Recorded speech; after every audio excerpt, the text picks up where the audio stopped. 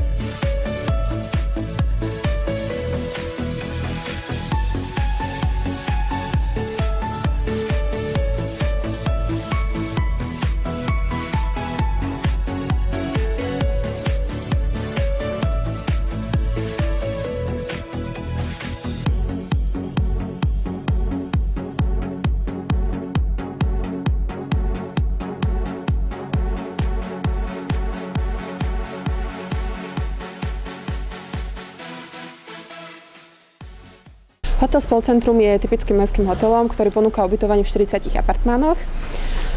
Našou takou prioritnou klientelou alebo cieľovou skupinou sú obchodní cestujúci, preto aj ubytovanie od pondelka do piatku je drahšie. Tam je cena dvojložkovej izby, respektíve apartmánu 70 eur bez raňajok.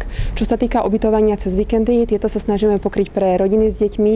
Čo stoja vaše doplnkové služby? Máme na mysli hore wellness centrum, tenisový kurt, a bowlingovú dráhu a podobne? Čo sa týka hotela Spolcentrum, máme tu komplexné služby. Na 4. poschodí sa nachádza športovo-relaxačné centrum. Je tam tenisová hala, fitness centrum, wellness centrum, poskytujeme masáže. Čo sa týka ceny, tak fitness majú väčšinou naše ubytovanie hostia gratis. Wellness centrum podľa toho, či majú nejaký špecifický pobytový balík alebo nie. Pre ľudí zvonku je to 7 eur na hodinu.